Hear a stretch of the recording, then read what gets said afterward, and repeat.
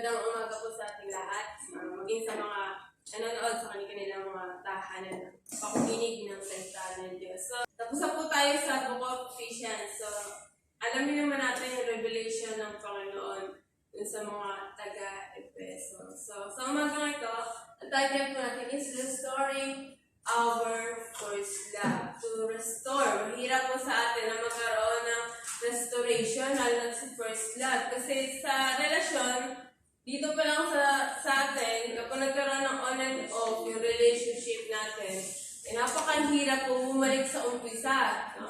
Kasi yung nga, sabi ko na preach yung nakaraan, yung first love, sa una, mahal ang tawagan, later on, animal.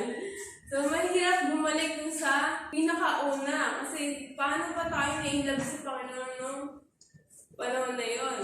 Kung dumating yung time, nagtatestimony tayo, full tayo, ng pagmamahal sa Panginoon, salamat Panginoon, mahal na mahal ko talaga yung Panginoon kasi ito yung ginawa niya sa buhay ko. Pero dito, yung revelation ng Panginoon, sinabi niya sa Revelation chapter 2, verse 45, yung pinaka-main verse natin, basahin ko po muna. Revelation chapter 2, verse 45, Yet I hold this against you. You have forsaken the love you had at first. No? Consider how far you have fallen. So, talagang na-fall na. Repent and do the things you did at first. If you do not repent, I will come to you and remove your lampstand from its place. So, manalangin po na tayo. Hallelujah. Panginoon, sa umaga ikaw, God, hallelujah, ikaw siya magsalita. Panginoon, gamitin mo lamang ako bilang yung banal na salita, O God, na ikaw ay siyang magsasalita, Panginoon, hallelujah. Ayaw natin without you, O Lord, hallelujah. Ikaw siya mag-reveal, O God, hallelujah. When illustration, your message, O God, na ikaw lamang siya maitaas, O God. The power is yours, O God, hallelujah. Maraming salamat, Panginoon, ng lahat na papuri, pagsambahay ang tinataas sa iyo, Ama. Samtang sa pangalan na aming Panginoon at Tagapagligtas. Itong Book of Revelation kasi, in chapter 2, makita na naman natin sa chapter 1, ang pinaka-author talaga dito is Jesus. Siya mismo yung nagsasalita dito na nagbigay ng mensahe para sa mga 7 churches. Pero dito, ano ba yung sinasabi sa Revelation? Revelation is apocalyptic. Kapag sinabi natin apocalyptic,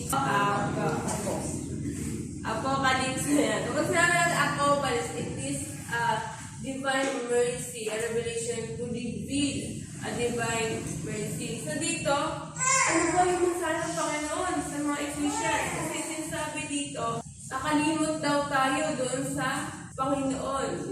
We are forsaking our first love that we have.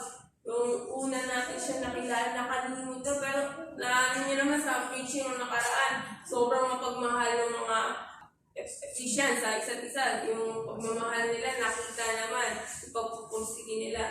Pero ito yung babala ng Panginoon. Bakit nga ba maraming na-fall? Maraming Christian ang na-fall. Maraming Christian ang na-fall dahil sa pagkakaroon ng lamig sa Panginoon. Ito yung pinaka-dangerous talaga lahat sa atin. Yung mga Christian, ako, nung una akong naging Christian, later on, nalamig din ako. Nagkaroon din ako ng mga trials na naging rason para hindi na ako bumalik sa Panginoon. Pero ito malaking issue to sa ating Panginoon. When a believer does not depend on God, minsan, doon na tayo man sa kakayahan natin. Hindi na tayo dumidepende sa ating Panginoon. Ito yung dapat natin katakutan kapag nakalimutan natin yung first love natin sa Panginoon. Kasi dito sinabi niya sa verse 4 to 5, napakaseryosong issue to sa ating Panginoon. If you find yourself na isa tayo sa ganito, we have to ask for the mercy of God. So, bakit yung 7 reason? Meron tayong 7 rason kung bakit ba nagkakaroon ng lost love. Number 1, it means a fall from a great height. Sabi ng Panginoon, you are far to fall, no? Malayo na yung hulog mo. It demands repentance. Nagdidemand yung Panginoon na mag-repent tayo. It demands return to first work. Ano ba yung first work na tinutukoy Dito yung pananampalataya natin. Ano ba yung mga ministry natin? Nagagampanan ba natin ng maayos? It means loss of Christ of His presence. Without the love pala na sa ating Panginoon, na-loss yung presence niya sa atin. It means death of the church, patay yung simbahan, patay yung pananampalataya. It means the loss of heaven. So, kahit pala ang pagpapagal natin dito, it opens them to other sins implied love fulfills the law. So, hindi na tayo nakakasunod. Ito yung mga dahilan, result of lost love. Ito sa Revelation verse 4 to 5. Tingnan natin, merong apat. May apat tayong matututunan sa paalala ng Panginoon. Kung nabasa niyo po yung verse 1 to 7, may paalala ang Panginoon. 4 things to remember. Number 1, keep serving the Lord diligently and with perseverance, Christ will reward you. Dito, ine-evaluate kasi tayo ng Panginoon. Sa pagsasagawa natin, o sa pamumuhay natin, ine-evaluate tayo ng ating Panginoon. Sinabi niya sa chapter 1, we are watched over by Jesus. Ano yung 7 stars na hawak niya? Tayo yung churches na yun. Siya yun, nag-look sa atin. Kung ano yung mga ginagawa natin. To commend them for their toil and perseverance. Dapat sa pagsasagawa natin, magkaroon tayo ng pagtsatsaga. Ito ay dahil sa Panginoon, hindi dahil sa pangalan natin. So we have to do this ministry na may perseverance at may pagtsatsaga, pagsisipag, yung pagiging masigasig natin sa paggawa ng ministeryo ng ating Panginoon. Ito kasi, serving God involves diligently. Kung sinabi natin involves to, ito yung rejecting evil things. Dapat nire-reject din natin yung mga hindi kaayon-ayon sa ating Panginoon. Kasi itong Ephesians nahulog to kasi maraming mga false teacher doon. Maraming false teacher sa panahon na yon. Kaya naman, dito sila nahulog. Sa dami, inaccept na lang nila yung teaching na yon. Inaccept na lang pala. So, we must keep our first step. If we do not, Christ will judge us. Minsan, ang mga tao, pupunta sa simbahan, they will come to Christ with excitement. Napaka-excited nila. Ang excited nila pumunta ng church. Pero iisipin ko natin, yung routine ng pagsasagawa natin sa church at yung pag-remember ng pagmamahal natin sa Panginoon magkaiba ko. Minsan excited tayo, gagawa tayo ng ministry. Excited tayo then may mga magagandang suot pa tayo yan, may mga magagandang suot pa tayo. Minsan mag-overtime pa sa sobrang excitement, no? Bonding without centered by Christ is nothing. Tatandaan po natin to. Dito makikita natin, no? They often are very excited and filled with enthusiasm. Kapag sinabi na natin enthusiasm, ito yung eagerness. No? Tatandaan po natin ministry without Jesus. It is show off.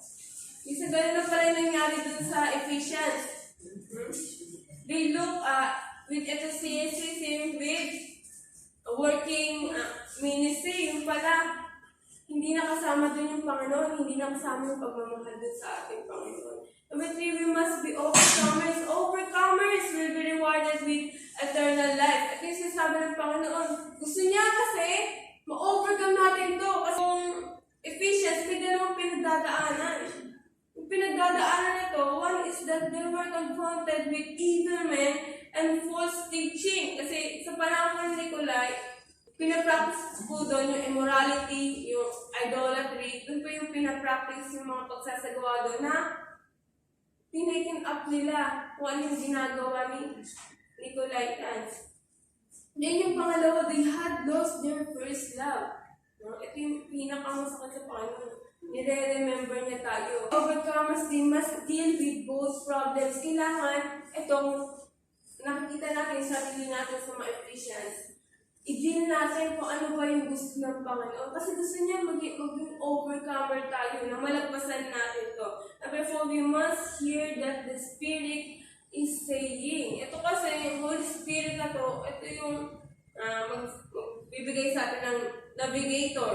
No? Navigator sa pang-araw-araw natin na nakalimutan niya. The Spirit will lead us in all all things, sa lahat ng gagawin natin, no? Maging sensitive tayo sa voice ng Holy Spirit. Huwag tayong sumagawa ng sarili lang natin. We have to look ano yung sinasabi ng Spirit. Kasi yung katawan natin, napakahina na ito kanina nga. Nakailang alam na ako, lagi ko nga after 10 minutes hanggang sa late ako. So, yung flesh natin, huwag tayo magitiwala sa kakayahan ng flesh natin.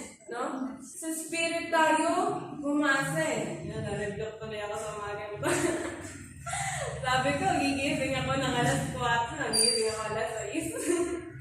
So, dito, dun sa sinasabi ng Holy Spirit, dito tayo susunod.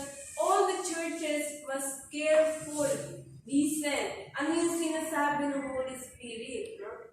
Mas mahalaga to kaysa sa pagbubos ng sarili. Dito, He will regularly speak to us with relevant message for us in our time. Palagian.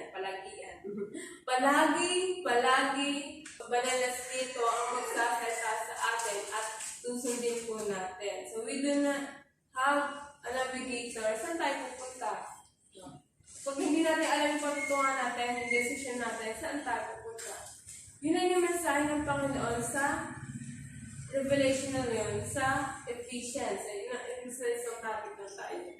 Conclusion na tayo. We must remember, syempre, yung una, bakit ba tayo na-inlove sa Panginoon? Ano ba yung ginawa ng Panginoon? No? Marami yung dati na walang nagtitiwala sa'yo, yung hiya ka sa sarili mo, alam mo, worthy ka, hindi ka naman katanggap na no, pero tinanggap ka ng Panginoon, binago ka ng Panginoon. Huwag mo mahal ng Panginoon, alalahanin natin. Yung panahon, nasa putikan ka, inahangkin ng Panginoon, binihisan ka niya, pinobrid niya yung lahat ng pangangailangan mo, sinamahan ka niya sa mga trials. Ito yung we must to remember, and we have to repent, kasi nakalimot tayo. Nasarapan tayo sa mundo, nasarapan tayo sa pag-glory ng ibang tao. We must to repent, you must to realize it. No? Realize natin kung ano ba yung ginawa ng Panginoon nung first love natin siya. No?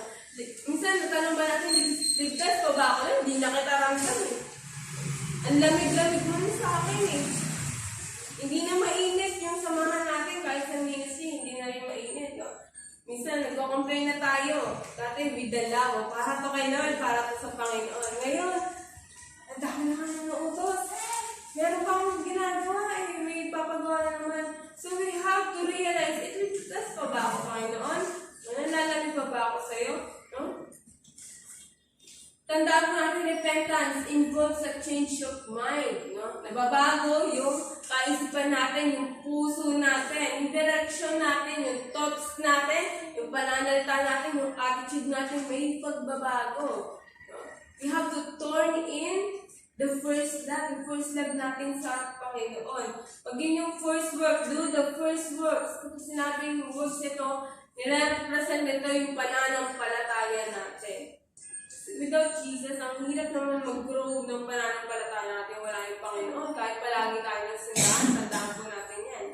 In Revelation chapter 2, verse 5, the word first means foremost, in time, place, order, or importance. Palagi natin iisipin yung ginawa ng ating Panginoon. Ano ba yung mga kailangan natin gawin? Worship and prayer. Tandaan mo natin worship of the ways that brings glory to God and cultivate our love for Him is by worshiping Him. Itong worship na ito yung ina-agree natin yung ating Panginoon. Ito yung gagawin natin. Sabi sa Psalms 27:4, one thing have I desired of the Lord, that will I seek after, that I may dwell in the house of the Lord all the days of my life, to behold the beauty of the Lord and to inquire in His temple. Ito yung gusto ng ating Panginoon. So, wala natin things. Then, prayer. Kailangan natin ng prayer. Ano ba yung mga kailangan natin pag-pray? Unang-una yung petition.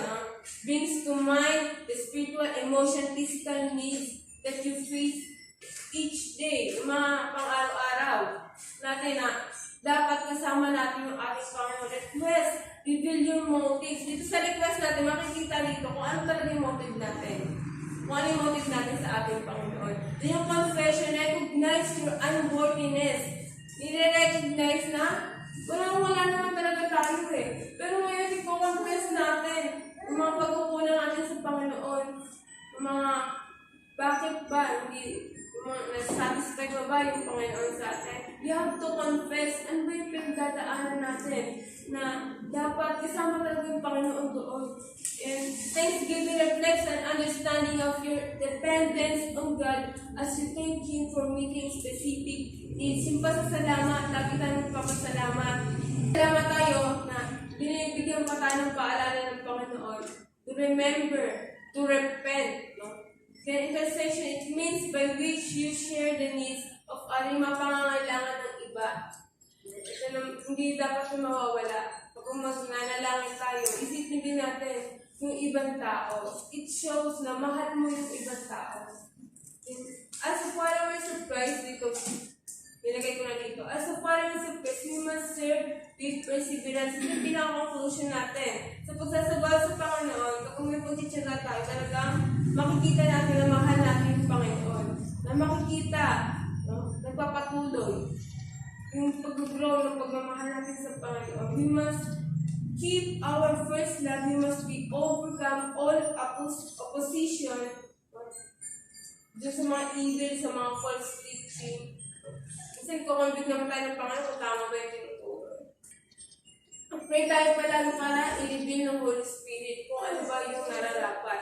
And we must hear what the Spirit is saying to us today. This is sabi ng Panginoon. Gusto niya na maging overcomers tayo. Maglema sa atin yung ginawa ng Panginoon sa buhay natin. Yung ginawa ng Panginoon. Bakit ba tayo na-inlove sa Kanya? Yun yung lagi natin i-remember. The message of keeping our first love especially stand out in this passage. Mabilis na po tayo. So, yun lang yung gusto sabihin ng Panginoon na worship natin siya. Worship natin siya. Whatever we do it for the Lord. Lahat, i-recognize natin yung Panginoon sa lahat ng mga ginagawa natin. Yung Panginoon lang, yung maitaas. At makita din yung pagmamahal natin sa Panginoon. Kahit hindi sa ibang tao, sa Panginoon. What important, ikaw at ang Diyos. Kung ano man yung niliribin ng Panginoon sa atin, tanggapin natin. We have to cooperate. Ano man yung plano ng Panginoon sa atin. At ang gusto ng Panginoon, lahat ng ikagaganda sa ating buhay. You will give a bright future. Diba sinabi niya? Ngayon po manalangin po tayo. Panginoon, maraming salamat po Diyos sa pagpapaalala o God, hallelujah. You are our first step of God, Panginoon. Ating o Diyos, hallelujah. Pano, patuloy ka namin dinatakilaw, God, hallelujah. Pinapasalamatan mo, God, sa matamis sa pangalan na aming Panginoon at sa Lahat ng mga anak ko, sabi na,